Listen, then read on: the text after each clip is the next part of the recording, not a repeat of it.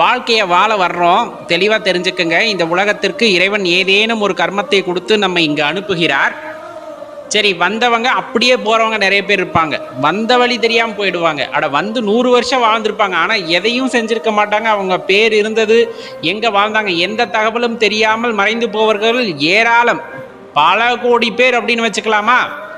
ஆனால் அதில் ஒரு சிலருடைய பெயர்கள் காலம் கடந்தும் நிற்கிறது. அப்படின்னா இந்த காலம் அவர்களுக்கு கடமைப்பட்டுள்ளது அப்படிங்கிறத தெளிவாக தெரிஞ்சுக்குங்க. பலவித சேவைகள், அதிலே குறிப்பாக பார்த்தீங்கன்னா மக்கள் சேவை அப்படின்னு செய்தவர்களுடைய பல பேருடைய அந்த பெயர் இந்த பூமியிலே நிலைத்திருக்கும். நம்ம குறிப்பிடுறது என்னன்னா, ஏதேனும் ஒரு மாற்றத்தை செய்து பழகுங்கள் அப்படின்னு சொல்லது தான்.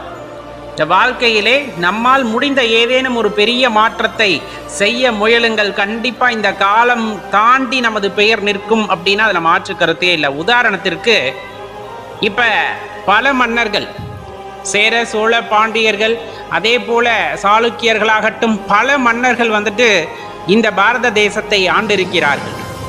அதிலே குறிப்பிட்டு சொல்ல வேண்டும் என்றால் ஒரு சில மன்னர்களை நம் மனதிலே நிலைநிறுத்தி இருப்போம். காரணம், அவர்கள் விட்டு சென்ற சுவடு அப்படிங்கிறது.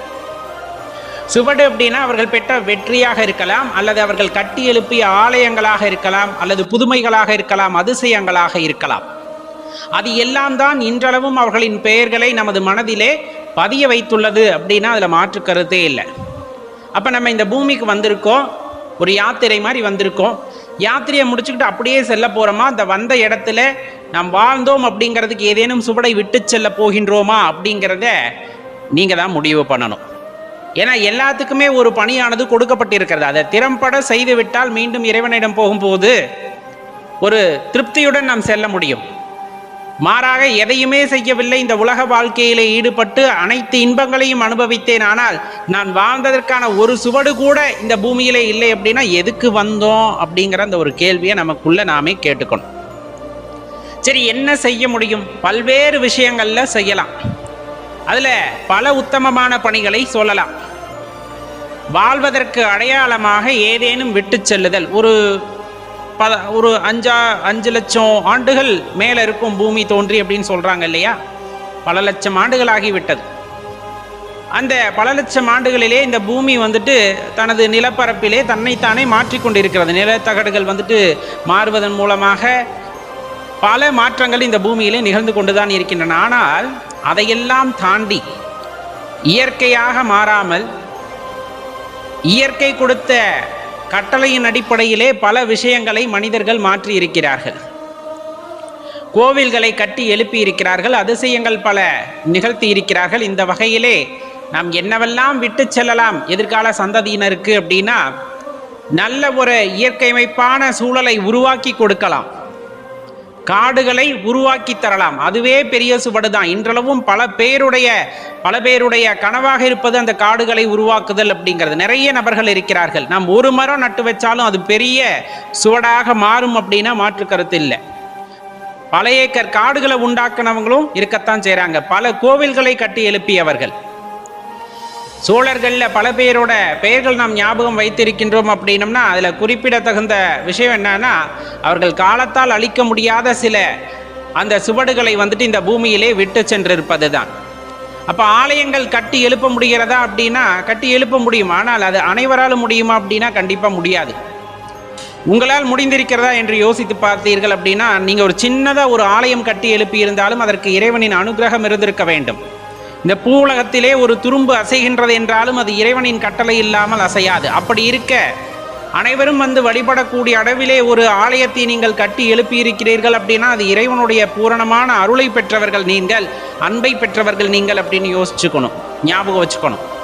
இல்லை, என்னால் அவ்வளவு பொருள் செலவெல்லாம் பண்ணி கோவிலெல்லாம் கட்ட முடியல, ஆனால் அந்த கோவில் கட்டுமானத்திற்கு நான் உதவி இருக்கின்றேன் அப்படின்னாலுமே நம்ம ஒரு கிட்டத்தட்ட இறைவனுடைய படைப்புகளில் ஒரு கருவி போல செயல்பட்டு அந்த ஆலயத்தை எழுப்பி இருக்கிறீர்கள் அப்படின்னா உங்களுடைய புகழும் உங்களுடைய அந்த சுவடும் இந்த உலகத்திலே நிலைத்திருக்கும் அப்படின்னா அதில் மாற்று கருத்து இல்லை.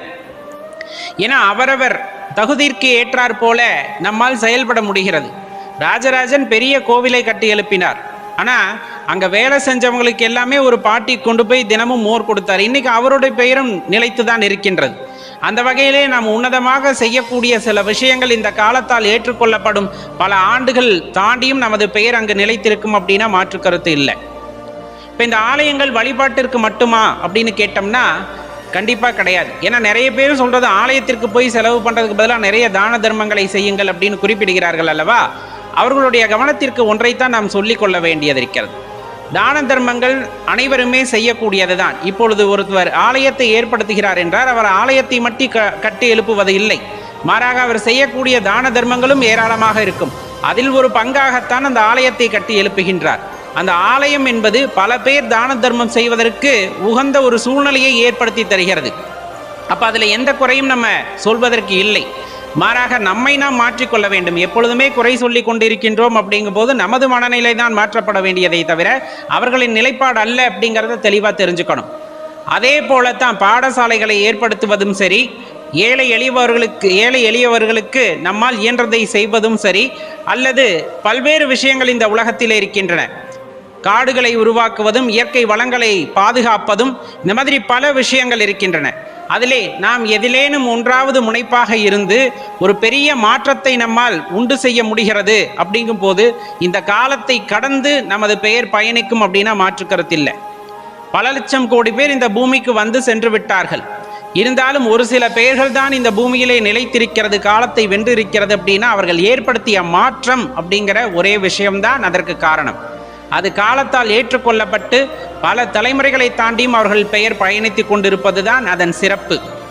அந்த வகையிலே நாமும் ஒருவராக இருக்க வேண்டுமென்றால் நமக்கிடப்பட்ட கட்டளை யாது என்பதை உணர்ந்து அதன் வகையிலே நாமும் மாற்றத்தை ஏற்படுத்துவதற்கான ஒரு விதையாக இருந்து செயல்படுவோமே எனில் நமது பெயரும் இந்த காலத்தை கடந்து நிற்கும் அப்படின்னா அதில் மாற்று கருத்தே இல்லை.